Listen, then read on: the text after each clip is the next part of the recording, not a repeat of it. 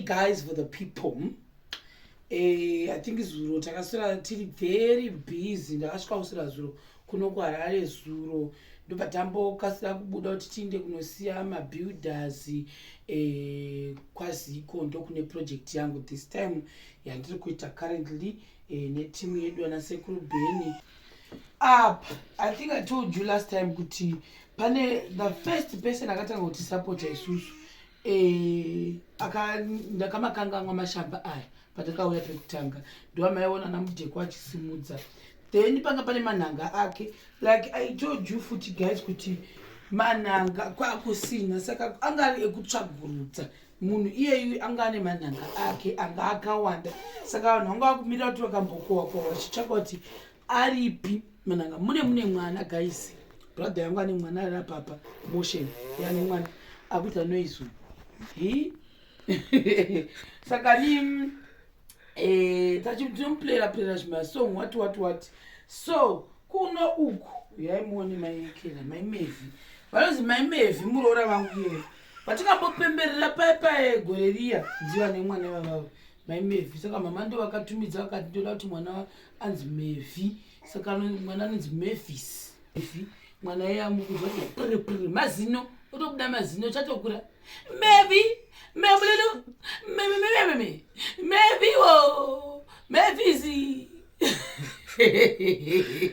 hanzi handidi kuti zita rangu riri disappear kuti rirambe riripo. Saka apa zvamukuona masaga aya ndikona mamaka esanga kanyo. Saka handise example yepadhuze neriri example iri sagara muri kuona rakareba kudai zvinhu zvazvakaita manje nekuti takarongwa kuzosvika pabhazi zvacho zvakawandisa.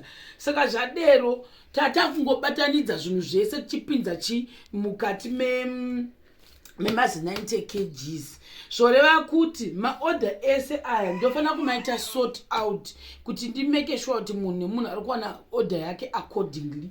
Saka munozviona zvese izvi zvose zvamukona kusvika kuma 90 ese akaturikidzana.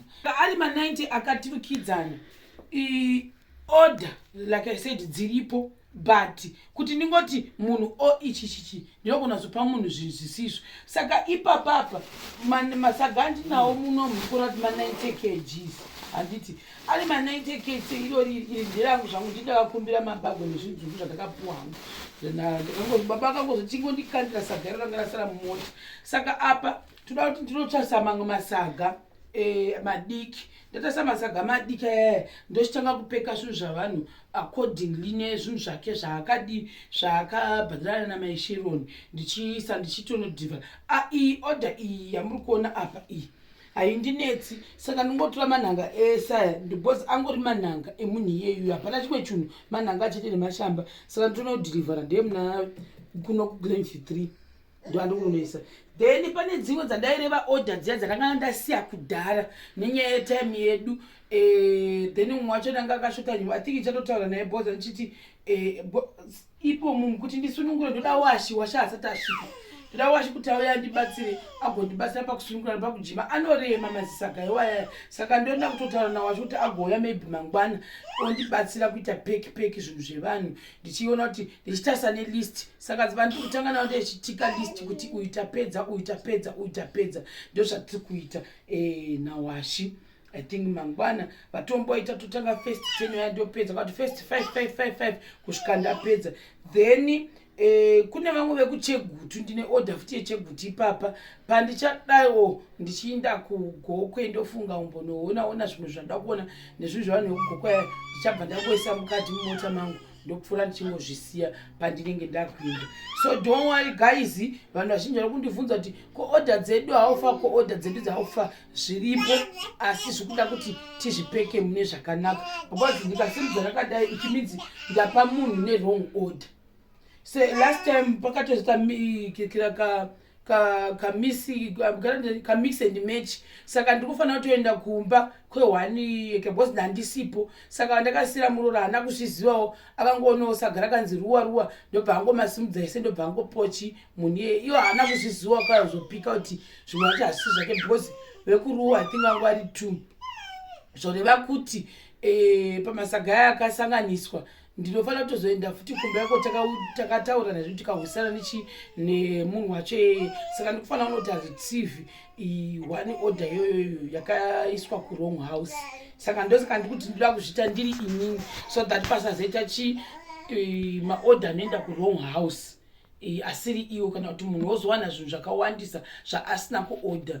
Ndosaka paya last time ndakatona baba muzozvigoni regai ndiite ndirini akani like I said kuti last time ndakatoodzana baba kuti munozokanganisa maorder aya akaenda zvisizvo seipapa imagine kuti manhanga iwayaya nemashamba ndini ndikuziva paari kuinda then panitori mamwe andikuziva 3 ndini ndikuziva kwaari kuinda. Saka lese ipapapa dai ndazvisira muroora angozotora ose because anenge asingahwisiwo inenge isiriwo problem yake zvinhu zvakawandisa izvi. Saka ndinda kuzvita ndega 1 kusvika ndapedza vanhu vangu vese. So guys, don't worry, your orders are here. Ndiri kudhirivhara zvinhu zvakuto zvese kachikwanisa kusangana patosangana then ndongoita hand over haisi problem, but I need to sort out zvese nekuisa masaga according to zvinhu zvakabatwa nemunhu. Thank you very much nekusapota vabereki vangu. Kuna vangu zvakare vainditi toda nyimbo toda nzungu toda chakati. Saka taiti no pari zvino chega ndibotanga tapedza nevanhu vekutanga ava hamukona kuti zvandikutaura kuti masaga akawandisa ndo pane zeta mix and match kozonzi chero nhana kundipa zvinhu zvangu zvota sekuti pamwe ndaita zvimwe zvinhu nezvinhu zvavanhu. Chega ndibotanga tapedza vanhu vakapuwa zvinhu zvavo vese munhu akapuwana zvinhu zvake zvaakabhatira kunana baba namai Sheroni. I think zvinoita kuti zvindibatsirewo inini kuti ndoziva kuti apa ndo patakasiya tikagumira rather than kuti ndongotora vanhu vese ndiri munhu one I think ari kubatsira maparents angu hazvizobudi zvakanaka zita rinozoshata nderangu because maima kuti Sheroni zvinhu zvangu zviri kupi, Sheroni ndakampa mari yangu, Sheroni akadai makazonyudza zvinhu zvangu hazvizopi picture yakanaka. Saka ndozvamukona ipapo muswe wacho wandikutorawo kanyika wacho nekuti taida kuronga pane zvimwe zvaifana kuti ndikwidze kuinda bhazi regweru that day munongomaziva mahwindi ongotora zvinhu zvose atinokana bhozi bhazi raro robuda richibuda kudai baba vari kumanya neuku ndiri kumanya neuku ndodzingirana nechingoro manyika muya uku baba vari kuzama kupekawo zvimwe zvinhu uku ndikuda kuzama kuona kuti masaga edu aita mangani isi taida kungoisa ma90 edu toziva kuti panosara pakeji dzedu dzegweru toisa mabhazi regweru zvoinda takatozoguma tauya nazvo kuno nokuti mahwindi aingotora zvinhu zvose ende nenyaya yekuti time yedu like I said kuti mota ndakaenda ruviri kutopwanyika kwachoni nenyaya iyoyo yachoni takazoguma tangoti chirega tizonosota kuti ndakuno kuHarare ndichigasa maorder evanhu nokuti zvimwe zvazvangosanganisiwa. Saka ndo zviripo guys for the people.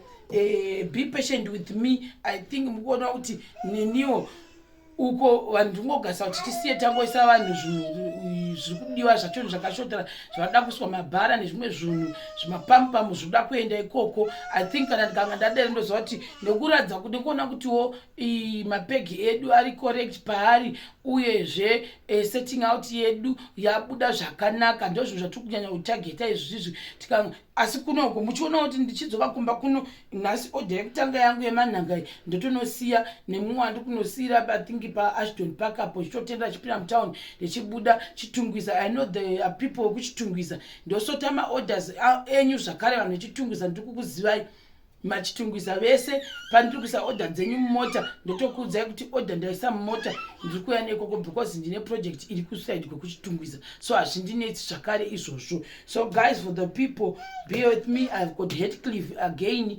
iripo I think around Harare vanhu vakawanda ndine maorder avo ari munomu zvakare.